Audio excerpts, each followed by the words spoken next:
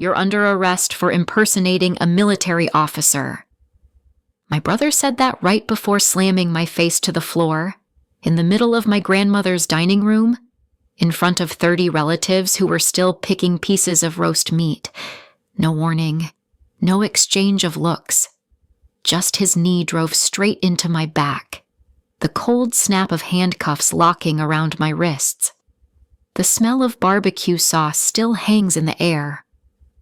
I am Jade Emerson, the one who was handcuffed by her own brother, Logan Emerson, right in the middle of Sunday dinner.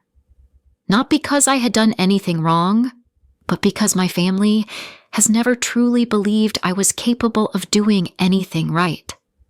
I kept quiet for 7 years, out of loyalty, out of duty, because I thought, if I sacrificed enough, eventually they would see me. I was wrong. My grandmother, Estelle Gaines, had sent me a handwritten invitation, her cursive as graceful as when she used to pen wedding cards. "Jade, come home. Dear, I miss you." My mother, Catherine Whitman, added a line, "Dress appropriately, don't make everyone uncomfortable again." I wore a simple black dress, no medals, no name tag, no rank. And I walked into that house with a heart, still hopeful, only to leave it with wrists engraved by cold steel. If you've ever been called a fraud by your own blood, had your face pressed into the tile by your own brother, if you've ever been betrayed in the middle of a meal, subscribe to Revenge Mark. We don't stay silent anymore. Logan stood up, clearly having prepared for this. There was already an envelope in his jacket pocket. Inside were photos of me in uniform, photos of me going in and out of the Pentagon, photos of me in meetings they couldn't begin to understand. He held the pictures up to my grandmother's face like damning evidence. "She never graduated from college," he said. "Never went through training. She's just playing dress-up in uniforms she bought online." No one laughed, but no one challenged him. Even my mother only mumbled, weak as a whisper in the wind, "Logan, that's enough." But no one stopped him. No one stood up. I thought I was used to being judged, but nothing prepares you for the moment your own family looks at you like you're a con artist. My brother, the same one who used to hold my hand crossing streets in kindergarten, was now reading me my Miranda rights. Right in front of my 87-year-old grandmother, right in front of the same people who had cheered for me at my high school graduation. I didn't cry. Not because I was strong, but because I was too shocked to cry. I stared down at the rug beneath me, still the same Persian rug my grandmother had kept since the 90s, the one I used to sit on while doing puzzles, the one I fell asleep on listening to her tell fairy tales. Now, it was the place where my cheek was pressed like that of a criminal. But just when I thought it was over, the front door burst open.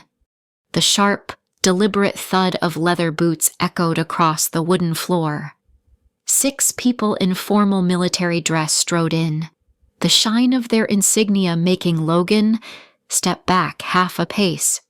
Who am I? The answer would silence the entire Emerson family. But would the truth be enough to restore trust that is already shattered? Or was I too late, I used to think? Being handcuffed in the middle of dinner was the height of humiliation. I was wrong. Real humiliation is when they let you go, and no one asks if you're okay. They released me right there in the backyard, after Colonel Whitmore showed up and ordered Logan to stand down. The whole thing took about 6 minutes. 6 minutes for me to go from suspected criminal to the highest-ranking officer in that entire room. But when I walked back into the dining room, my chair was gone. The plate cleared. No trace of me. As if I had never been there. Grandma stood to greet me, but her hands trembled. My mother kept her fingers fixed on the crease of her skirt, never looking up. "Jade." Grandma's voice was as soft as a paper cut. I tried to nod, tried to smile, yet my throat was dry and tight. Logan was no longer there. He had been asked to handle a matter with the military, but the air he left behind still clung thick to every corner of that house. After that night, I left Willow Creek. I didn't go back to Grandma's. I didn't say goodbye. I drove straight to base, in absolute silence. No radio, no GPS. Just the sound of my own breathing. I thought I'd be angry, that I'd scream, slam my hands against the steering wheel. But no, I only felt empty, because anger is what you feel when you still expect something, and I didn't expect much from them anymore. The problem was, I still hoped. At Fort Harrington. My office was on the 6th floor with a window overlooking the runway. Usually, I liked to stand there every morning, watching the planes take off, a reminder of why I served. That day, I closed the blinds. I sat alone in that quiet room, my uniform jacket still hanging over the chair, and for the first time in years, I wondered, am I fighting for the wrong people? My mother hadn't called. No texts, no emails, not a single word of explanation. I knew. She was embarrassed. Not because of what Logan had done, but because her daughter, the one she had never truly understood, turned out to matter more than she thought. 3 days later, I received a gift box. No name on the sender. Inside was a family photo album. One picture showed me in a princess dress, standing next to 10-year-old Logan. Another picture of my mother holding me on my first day of school. I thought, maybe she sent it. Maybe this was her way of making peace without saying anything. But maybe it was just someone thinking I needed to be reminded that I once had a family. I stared at one photo for a long time. The whole family at Christmas dinner in 2013. My eyes fell right on the empty chair next to Logan. Back then, I was in training in New Mexico, and I couldn't make it home. They still had the party, still ate. No one mentioned me, and I realized I had always been absent. In their memories, at their tables, in the way they spoke about me. I didn't cry. I didn't write back. I didn't return the album. I just placed it in my desk drawer and locked it away, like a closed case file, like a mission that failed, like a reminder I once gave my all and was forgotten. What I didn't know was that Logan hadn't stopped, and next time, he wasn't just going to humiliate me. He was going to destroy the career I had built with my own blood. The first person who dared to bring up that dinner incident again wasn't my mother. It wasn't my grandmother. It wasn't anyone in the Emerson family. It was Patricia Hayes, my deputy colonel. One Monday morning, she walked into my office and set a cup of coffee on my desk, just like she always did. But this time, there was no intelligence report, just one question, spoken softly, but heavy as a gunshot. "Are you really planning to let them off the hook?" I looked up. She wasn't looking at me with pity, just straight on. With the gaze of someone who had once been betrayed and survived, I didn't answer right away. I just lifted the cup, but my hand trembled slightly. Not from fear, but because I knew if I opened my mouth, I would shatter, because I had tried to believe that I could swallow it down, that moving on was the noble choice. But some things cannot be swallowed.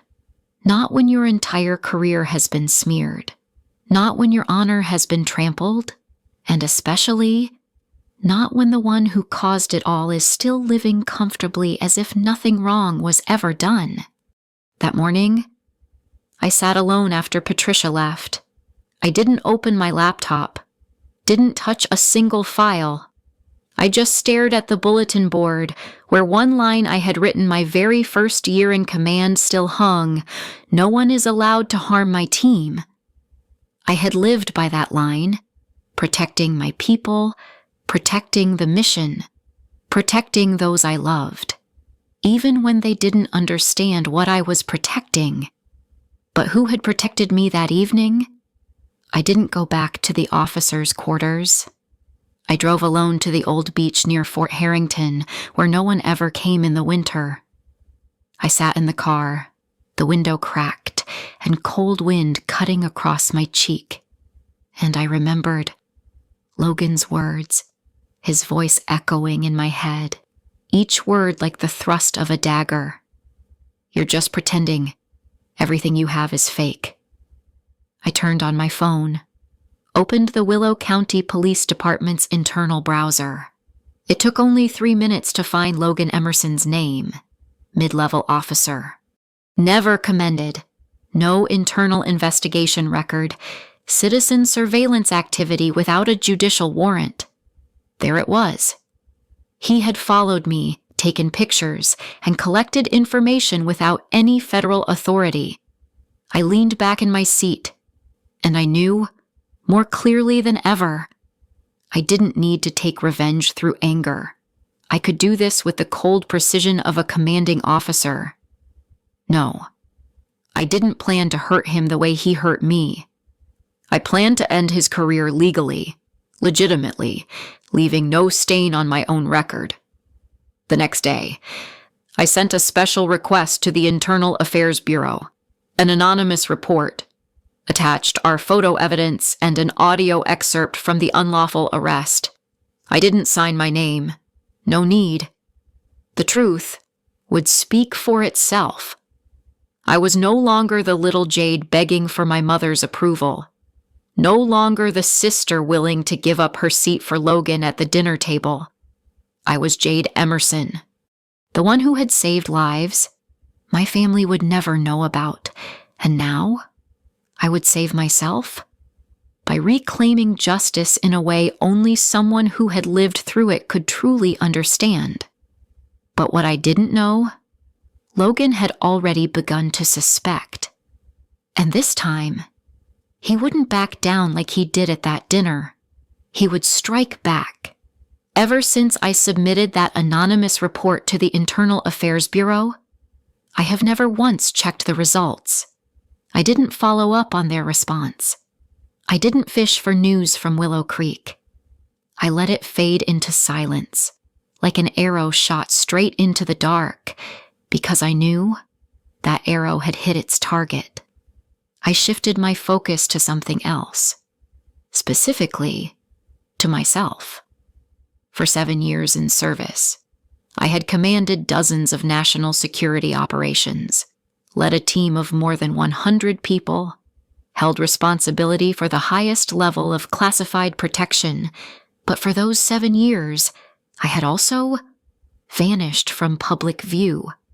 No social media, no public profile outside encrypted systems. No one knew who I was, and that was a requirement for the job. But now, that was a disadvantage. Logan lived in a small town where gossip spread faster than a phone signal. To the neighbors, he was the officer who graduated top of his state academy class. To the parish, he was the perfect son of Catherine Whitman. And me, I was still the mysterious sister they once believed was impersonating someone else. I needed to change that. I started showing up. Not in a loud way, not gaudy, but strategically. I updated my alumni profile on the official Riverside Military Academy website. I signed up to speak at an international security conference. I accepted an invitation to join the Federal Crime Prevention Strategy Advisory Board in Washington. And whenever I appeared, I chose carefully professional attire. Just enough information, remarks delivered, as precise as a nerve strike. No one could deny who I was. No one could call me a pretender anymore. Then I sought out someone from the past, not a friend, an old rival in the field, someone who had once competed against me for a position, who had tried to block my promotion. We met at a cafe in the middle of DSE, both in civilian clothes, as if neither of us knew the other was still under military protection. "I heard about that dinner," he said. "Honestly, I thought you were tougher than that." I didn't argue. I just took a sip of espresso, then replied, "I am tougher, but now I'm also smarter." He gave a faint smile and tilted his head. "What do you want information?" I said. "On the cases Logan's been involved in, the ones reported, buried, or brushed aside." He sat still, then nodded. "There are a few things, but you'll have to handle them carefully. I'm not looking for a scandal," I told him. "I want the truth, and I want it at the right time." 3 days later, I received a package of emails, encrypted. I decrypted them in under 2 minutes. Inside were 3 cases, a wrongful arrest with no record filed, a woman calling the hotline, reporting that Logan had threatened her after a traffic altercation, a missing report, bearing his signature on evidence from an administrative court case. I read each line, cold, no trembling, no anger, just clarity. I didn't need to fabricate a thing. Logan had ruined himself. All I had to do was shine the right light. I called Patricia. We met after work, in the tactical room in the basement, once used for terrain pursuit simulations. I turned on the large screen and projected each document, said nothing for 10 minutes. Just let her read. Finally, Patricia turned to me. "You're going to release all this, aren't you?" I looked at her, then shook my head. "No, I'm going to let Logan bring it into the light himself, with his own mouth." But what I didn't foresee, Logan wasn't alone. He had allies, and they were starting to ask questions about me. I didn't choose to fight like Logan. He used noise. I used precision. He chose to smear me in front of my family. I chose to expose the truth, in front of the people who could end him. On Thursday afternoon, I sent a file to the Willow County Sheriff's Office, not by email, not anonymously. I chose the recipient by name, Lieutenant Rachel Ung, the only person in the internal system who had once stepped up to protect a victim in a complaint against Logan last year. I didn't attach a message, just one line printed on the folder cover. If justice needs a starting point, this is it. The documents inside didn't accuse Logan. There was no conclusive language, no imposition, just facts. 3 incidents, 3 small details that had once been overlooked, now pieced together like the final fragments of a grim puzzle. A week later, the news leaked. Not to the papers, not on social media, but at a town hall meeting, residents stood up and questioned. An elderly woman raised her trembling hand. Has Officer Emerson ever been reprimanded for abuse of power? I wasn't there, but Patricia sent me the internal recording. Logan's voice faltered. Then he blamed it on unclear procedures. Gone was the bluster he had when reading my arrest warrant. 3 days later, I got a message from someone I never expected. Cousin Amy, my maternal cousin, had avoided looking me in the eye at our other cousin's wedding. The message was only 2 lines. I saw it. I'm sorry. I didn't know he'd done that to you. I sat on my bed, the phone screen casting a pale blue light onto the ceiling. And for the first time since the day I was handcuffed, I exhaled in relief. Because the first strike wasn't to take Logan down. It was to make people start asking questions, to stop nodding along to everything he said, to stop seeing Jade Emerson as mysterious, therefore suspicious. But the plan didn't end there. I reached out to Justice in Blue, a civilian watchdog group that monitors and exposes misconduct within law enforcement. They didn't know who I was. I didn't need a name. I just needed them to do their job, shine a light on Logan's record. In the meantime, I made an appearance again. This time, not in Washington, but right in Willow Creek. No warning, no escort, just me and a USB drive in my coat pocket. I went to the town hall, delivering a copy of the report to each member of the town council. The signature at the bottom, no longer anonymous. Brigadier General Jade Emerson. I didn't have to shout, "I'm the victim." I just needed them to understand that I had been silent long enough. If you've ever been smeared, if you've ever been humiliated in public, but then calmly stood up and wielded the truth like a blade, then you know what I mean. Subscribe to Revenge Mark. We don't scream, we act. But just as things started turning in my favor, something I hadn't anticipated happened. My mother called, and the first thing she said wasn't, "Are you okay?" It was, "Logan says you're trying to destroy the family. You're trying to destroy the family." My mother's words rang through the phone, sharp and clear, like a gong struck straight against my chest. Not, "Are you okay?" Not, "Logan was wrong." Not, "I believe you." Just family, a vague concept, a word always used like a shield to protect the guilty and to stab the one who dares to speak up. "I know what you're doing," she went on, her voice soft but cutting cold. "But you're making things worse. Logan says you're trying to get personal revenge." I didn't argue, not because I had nothing to say, but because I knew she had chosen her side. 3 days after that call, the local paper ran a story, "Female Army Officer Pressuring Local Police for Political Gain." It didn't name me directly, but the description was far too specific. High-ranking military officer, member of the Emerson family, previously arrested on suspicion of impersonating an officer. I read the article while I was at Fort Harrington, preparing for a national security hearing on the Middle East. The printed story lay beside classified intelligence files. On one side, the threat of international terrorism. On the other hand, a dirty little game from my own flesh and blood. I called Patricia. "I read it," she said, without a hint of surprise.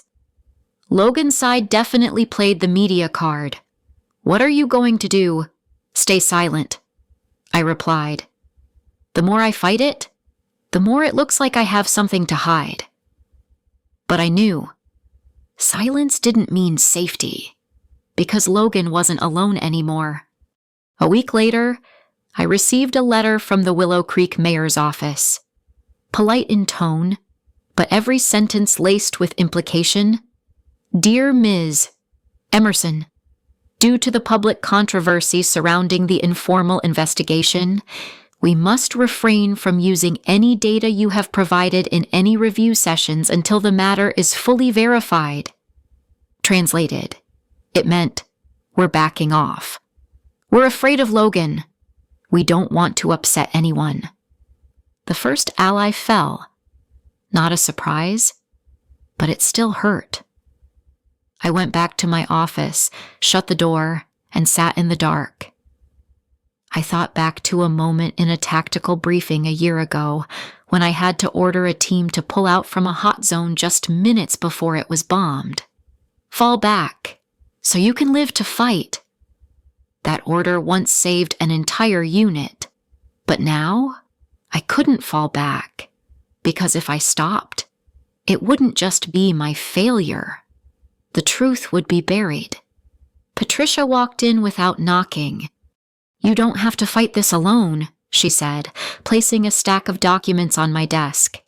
Justice in Blue responded, "They're willing to move forward if you allow them to publish the files." I looked at her. I remembered everything I had once protected, and everyone I had once forgiven. Logan wasn't playing solo anymore. He had the press. He had people in government. He even had my mother. What did I have? The truth. And people who didn't need me to be 100% right to stand beside me. But just as I reached to turn the light back on, an anonymous envelope arrived at the base. No name, no return address. Inside was a photo of me in Baghdad. A photo only someone at the highest clearance level could possibly have. The photo was printed on glossy paper, sharp enough that I could see every speck of dust clinging to the lens. I was standing next to a rapid response unit in Baghdad in 2019. The shot was taken from far away, but clear enough to recognize that I was the one in command. That photo never appeared in any public report. It existed in only two places, the internal analysis system of the Department of Defense. And with me, I sat there, staring at the photo for almost 10 minutes. Not moving, not breathing. This was no longer Logan. He wasn't capable of this. This was someone higher. Someone was playing a game I once thought I had stepped away from. I didn't call Patricia. I called General Clark directly, the one who had brought me into the Pentagon for the first time, the one who once told me, "Jade, you can stay quiet, or you can make enough noise to shake the very top floor." She listened to everything I said, silent. Then she asked just one question. "Do you want noise or silence?" I answered, "I want justice." 2 days later, I appeared at a closed hearing on military data security. Not in uniform, just Jade Emerson, the witness. Not there to talk about war, but to talk about what happens when a senior officer is smeared by her own brother and attacked using the very classified data she had once bled to create. I didn't cry. I didn't play the victim. I just recounted exactly step by step. Every time Logan had followed me, every time the press had gotten it wrong, every photo, every detail. Then I presented the photo from Baghdad. The hands of the committee members froze. Some nodded. Some said nothing. But I could see the change in their eyes. I walked out of that hearing not knowing what would come next, only knowing I had been silent no longer. 2 weeks later, a press release from the Pentagon was issued. The Department of Defense is opening an investigation into a possible leak of top-secret data involving generals serving in the Middle East. My name was not mentioned, but I knew. The whole town of Willow Creek could read between the lines. That day, I received an email from Amy, my cousin, who had once avoided me at her wedding, but was the first to apologize when the truth began to surface. The email contained just one line today. The high school held a talk on female leadership. They mentioned you.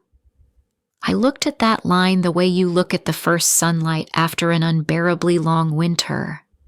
But I didn't feel triumphant. I had lived long enough to know victory that comes too soon.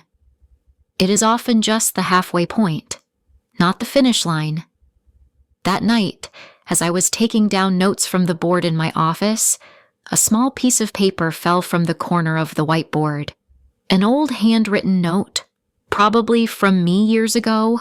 A person who knows how to stay silent is a survivor. A person who knows when to speak is a game changer.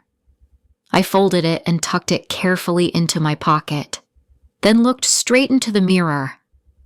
"Jade, don't exhale just yet," I told myself. He hasn't backed down. He's preparing his next move.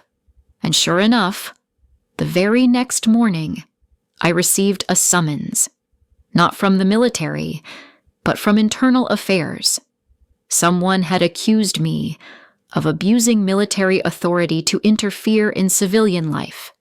That morning, I received a summons from the Federal Military Oversight and Inspection Agency, a name long and cold enough to make anyone in the field pause. They didn't state the reason clearly. Just one line: suspected abuse of authority, interference beyond scope of duty. I stared at that line, feeling the blood rush to my temples, not because I was afraid, but because I knew someone had used the very system I once trusted to turn around and attack me. The hearing was set for 48 hours later. Subject analysis of official conduct, behavior during local investigation, and the connection between civilian organizations and me, an implied reference to justice in blue. Patricia read the order and tossed the stack of papers onto the table. "They're trying to push you down." I nodded, said nothing. I was calculating, like on the battlefield, which points were being encircled, which points needed a tactical retreat. 3 hours later, I received a message from an unknown number. No words, just a photo. A photo of me sitting in my office, jotting down coordination strategies. Not a shot from face level, but from a camera embedded deep in the corner of the ceiling, a position only someone inside the base's security system would have access to. I set the phone down on the table. The world spun. No more doubt the enemy had gotten inside the system, not only attacking my reputation, but penetrating national security infrastructure. That night, I drove alone to the auxiliary checkpoint in the administrative sector. Door locked. No one greeted me, but I had clearance. I opened a level 4 classified file, pulling system activity logs from the past 14 days. No one stopped me. No one knew, and I saw it. A string of unusual access events occurred exactly during my lunch break, the day I met with the town council. The IP address was traced to an unregistered mobile device temporarily installed in the B2 surveillance office, and the only person who had entered B2 without signing in over the past 2 weeks. Was Logan? No. He couldn't have gone in directly, but he had an ally, something I had overlooked. A temporary civilian staffer assigned from the governor's office was tasked with overseeing the transfer of federal information among local security coordination units. In other words, a legitimate pawn used for illegitimate purposes. I shut the system down, went back to my car, sat in silence. Outside, rain was falling. I tapped lightly on the steering wheel. Beat by beat. Beat by beat, not out of worry, but to keep myself from breaking apart. This was no longer a family matter, not about a brother and his little sister, no longer about honor or justice.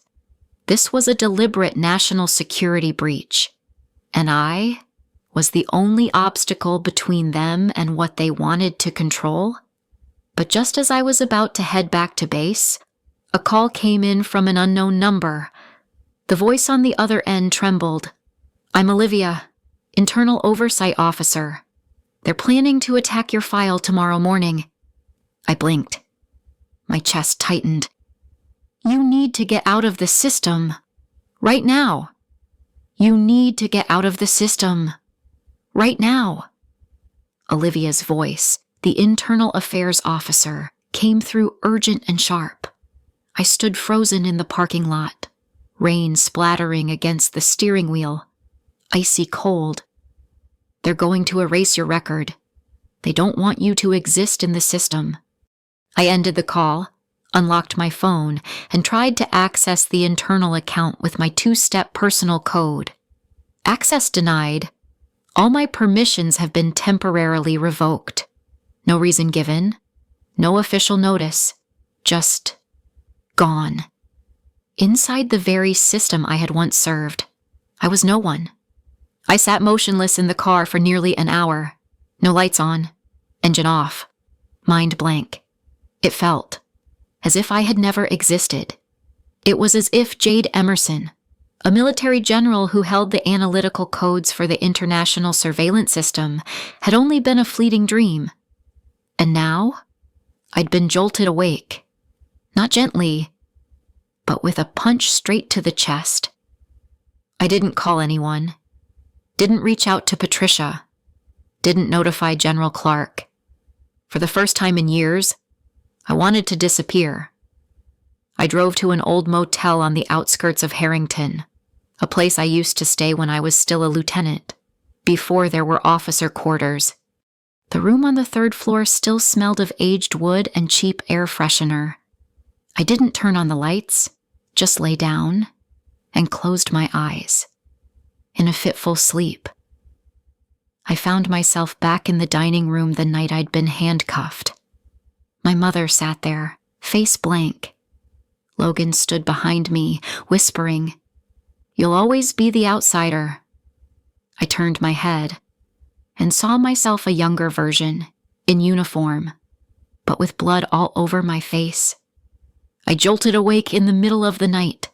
Cold sweat clung to my neck. My heartbeat thundered like war drums. I reached for my phone. No calls, no texts, no system emails.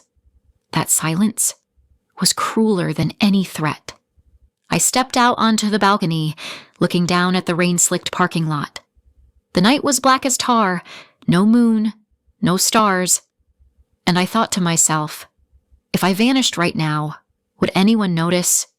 Yes, I had once been strong, once unshakable under fire. Once. I walked through red zones and brought my team home whole. But betrayal, from family, from the very system I had served, it was a slow-acting poison. It didn't burn, it drained, it leached away every last breath of strength. I began to cry, not because I was weak, but because there was nothing left to hold the tears back. I cried for myself, for the child who once longed for her mother's approval, for the woman who once believed justice was light, for the officer who once thought she was untouchable. And then, in the middle of that collapse, a single ding broke the air, an email. I opened it. From Patricia Hayes' subject, "Don't let them take you." The body held only one sentence. They can erase data, but they can't erase the truth. You still have me. Don't let our dream die because of their dirty game. I read it twice. My hands still trembled, but for the first time in 48 hours, I sat up straight. Not because I was ready to strike back, but because I remembered why I started. I sat there in that damp, dark room, reading Patricia's email 3 times over. Every word, every space between them, felt like it was keeping me from completely sinking to the bottom. They can erase the data, but they can't erase the truth. I used to think I was strong, but when every single access was locked, my name vanished from the system, and my career was nearly wiped out. That's when I realized no one is untouchable. But in that exact moment, I also realized what was left was my will. Not power, not a title, not a rank, just a heart that refused to surrender. I stood up. The lights in the room were still off, but outside, the rain had eased. I opened my suitcase and took out an old badge, the very first one I was given when I graduated from Riverside. It didn't shine. It was just a small piece of metal, slightly tarnished.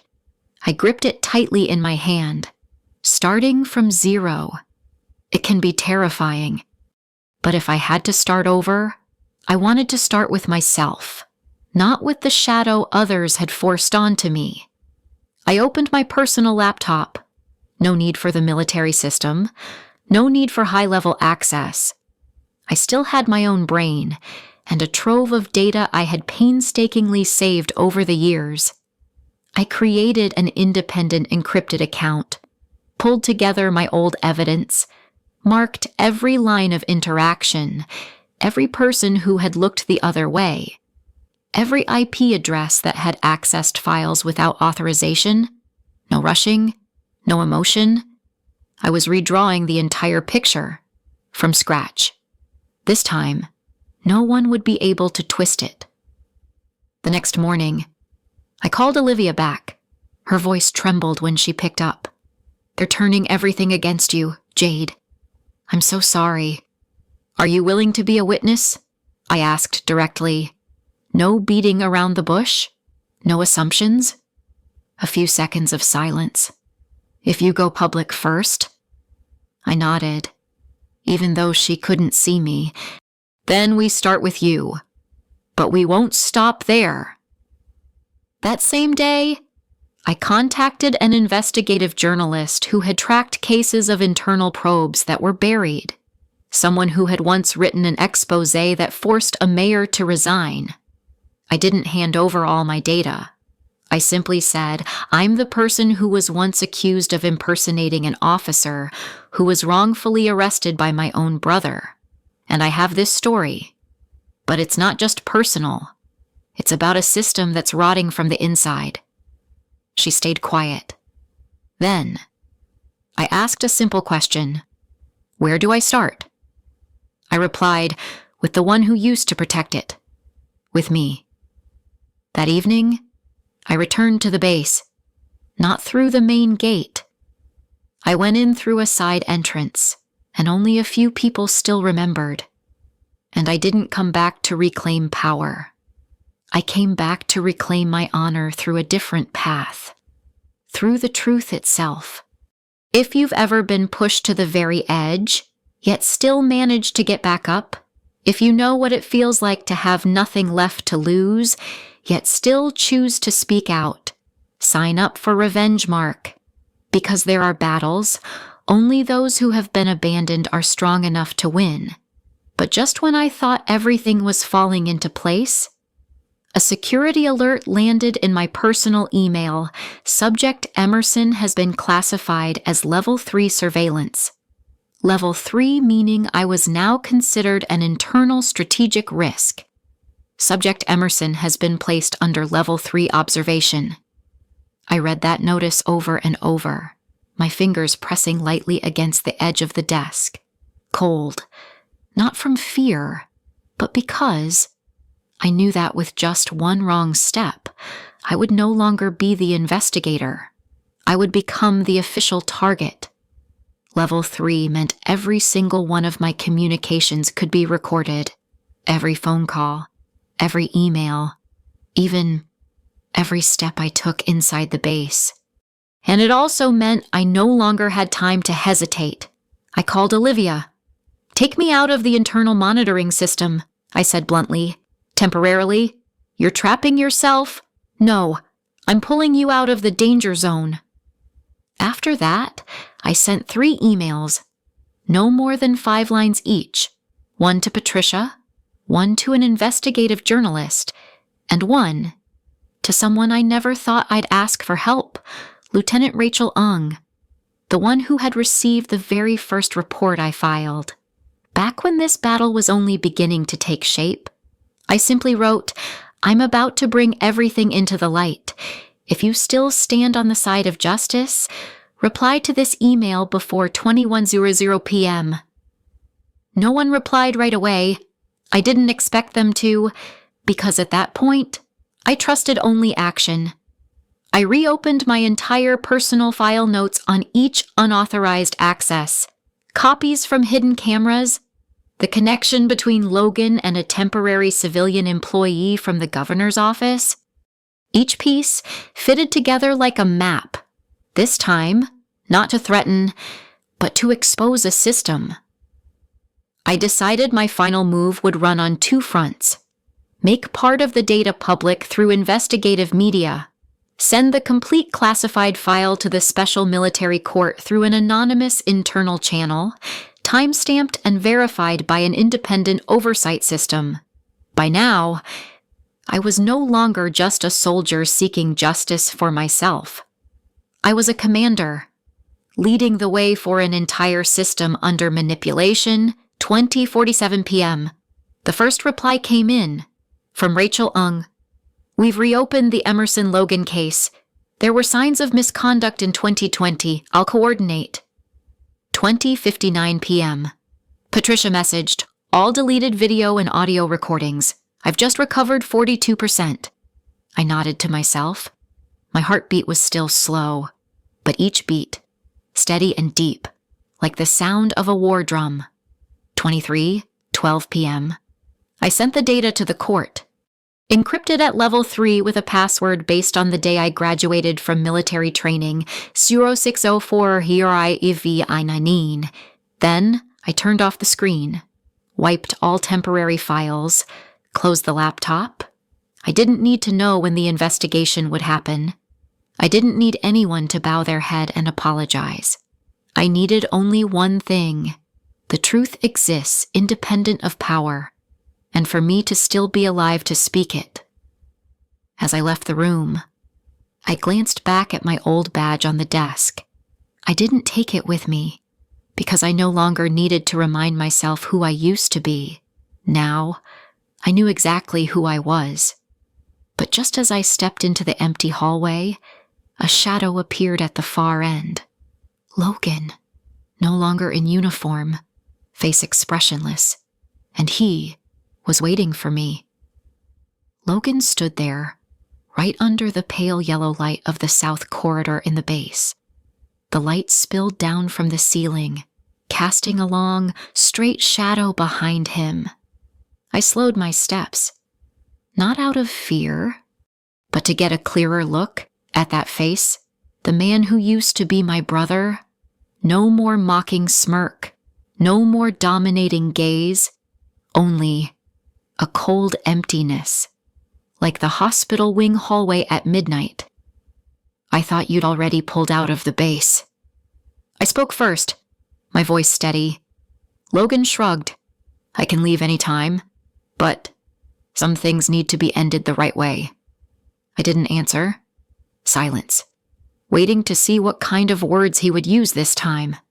You know, Jade, Logan said, his voice lower. I used to think you were just a puppet in uniform, always doing the right thing, always believing in the rules. But it turns out you know how to play dirty, too. I looked him straight in the eye. Play dirty or learn from the best. His lips tightened. Something like hurt flashed across his face, then vanished. I don't hate you, Logan said suddenly. I just hate the way everyone glorifies you. While I'm the one who's kept this whole town safe for years, I get treated like a shadow. I froze for half a second. Not because I sympathized, but because, for the first time, I heard him speak the truth. You know, I replied, there was a time I wished you would protect me from the world. But when you were the one who slapped handcuffs on me, that shadow became a scar. Logan drew in a deep breath. His eyes started to tighten, not from anger, but from realizing he was no longer in control. You're gonna bring the whole system down over family business. His voice carried a hint of pleading. I shook my head. No, I'm holding on to the only thing that can keep the system alive. The truth. Silence settled between us. Two people, one hallway, and a past as heavy as a boulder, suspended in a wordless void. You know they're watching you. You know you've been tagged as level 3 surveillance, he said, stepping half a pace closer. One slip, Jade, and you'll lose everything. I didn't move. I only answered, and one careless word from you, and everything will come to light. He let out a faint laugh, a laugh with no tone. No longer the powerful one, just someone falling apart, refusing to admit it. "You're not going to stop," Logan murmured. I nodded. "No." He turned away, and after a few seconds, he spoke again, his back still to me.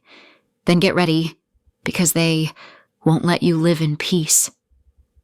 I stood still, watching his shadow fade at the far end of the hallway. No rush to follow.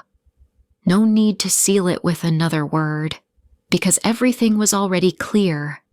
It was no longer a game between two people. It was the final battle between two worlds. I woke up at 4:32 a.m. No alarm, no nightmare, just the feeling that today was the day everything had to be unmasked. I put on a charcoal gray shirt, buttoning it slowly, as if locking each layer of armor in place. This was no longer a mission. This was survival. Patricia was already waiting in the car, her face gaunt, dark circles under her eyes, but still shining. "Are you ready?" she asked. I didn't answer. I just handed her an external hard drive. Inside, it was all recovered audio recordings from classified files, surveillance footage that had been deleted but painstakingly reconstructed in fragments, encrypted data mapping the illegal access trail from Logan's office. "Give this to the Military Press Council," I told her. "As for me, I'll be at the civilian hearing, making everything public." Patricia squeezed my hand. No wishes of luck. No thanks. Just a look at the look of someone who had walked with me through the dark and was now ready to step into the light. 9:00 a.m. City Hall was packed. Cameras, microphones, reporters, officials. No one knew exactly what was about to happen, but everyone could feel a tremor building. I stepped up to the podium. No papers. No script. I began with the one thing they weren't prepared for, the truth. I told them about the day I was unlawfully detained by my own brother, regarding the deleted data and the smeared reputation, about how the walls of power had been exploited by the corrupt to profit and cover up what was rotten. Every word I spoke, sliced into the glossy paint of the system like a blade. No shouting, no finger pointing, just exposing. Logan was in the third row, at first, wearing that familiar smirk. But when I played the audio of him ordering the deletion of my file, that smirk shattered.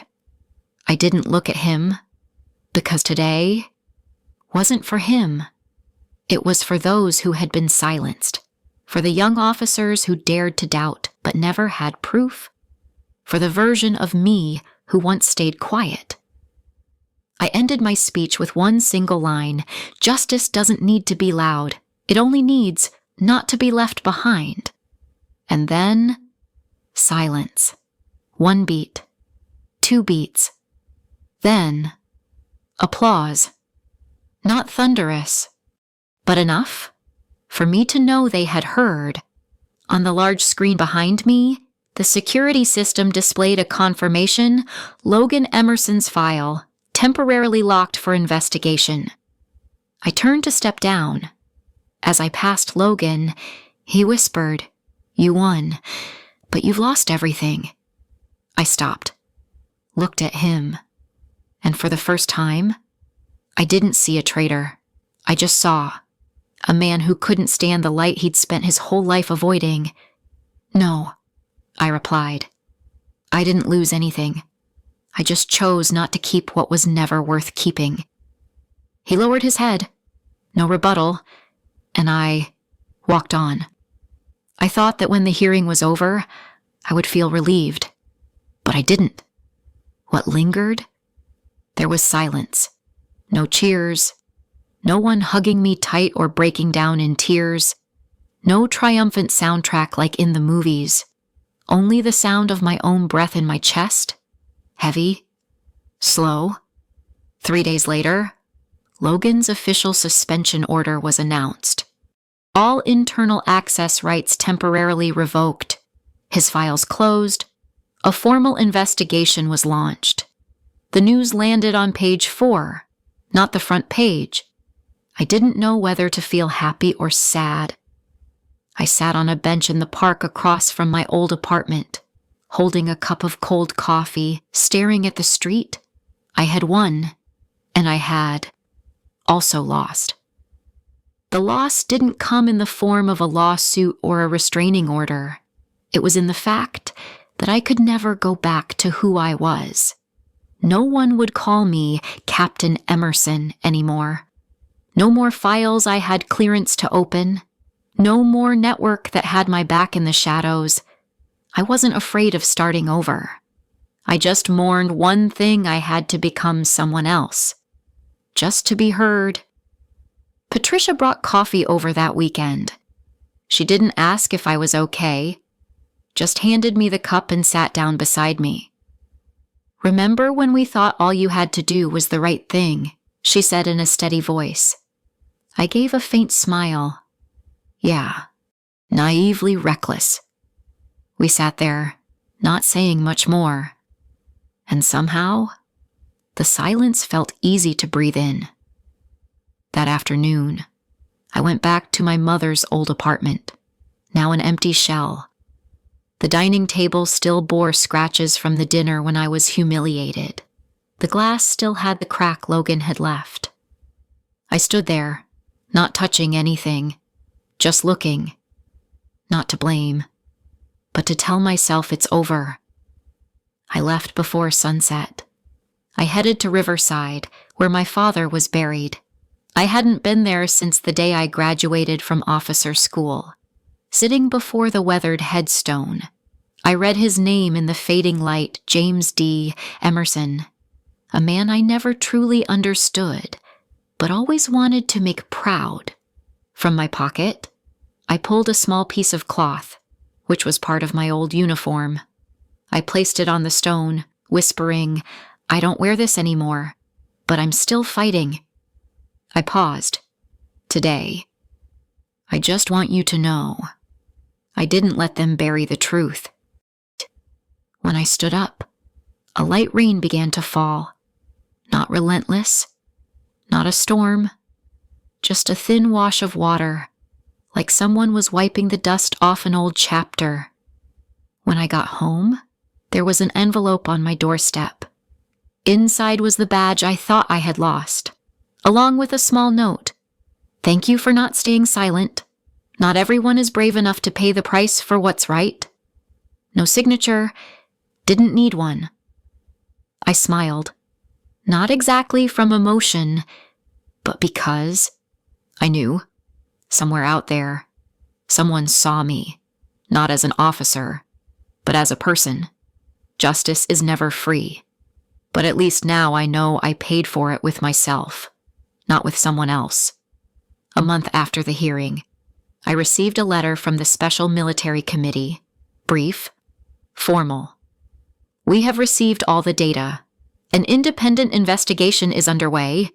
We cannot promise anything, but you did the right thing." That was it. No award, no title. But for the first time in my life, I didn't need those things to know I was enough.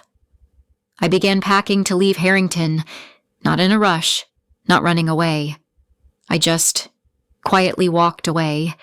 I took only one suitcase, a laptop, and my old badge this time, unpolished, unframed. I tucked it into a cloth bag, nestled between books and a box of watercolor paints. Patricia helped me load my things into the car. She hugged me for the first time since the day we began this work. "So, you're leaving the system for good?" I smiled. "No, I'm just not living in its shadow anymore." On my way out of town, I stopped where my father once taught me to drive. An open patch of land, swept by the wind. The grass glistened under the afternoon sun, and the faint tracks of old tire marks were still etched into the dirt. I got out of the car, opened the back door. took out the small wooden box my mother once used to keep my father's old love letters. I buried the box there. Not out of nostalgia, but because I wanted a part of the past to stay unbent, untouched. I moved to Aurora, Colorado, a small town tucked against the mountains. No one knew who I was. No more whispers, no wary glances, no title preceding my name. I opened a survival skills class for women. No tactical drills. No talk about firearms. Just how to read a map. When to use a flashlight. Most importantly, you should learn how to listen to your own instincts. One day, a young woman came to class. She sat in the back and never took notes. After class ended, she approached me, speaking softly. "You used to be Captain Emerson." "Right." I froze for a moment, then nodded. She smiled. "I'm not here for an autograph. I'm here because I was once called too well behaved. And I need to know, can someone like me survive?" I looked at her for a long time, then answered without hesitation, not just survive, but live right.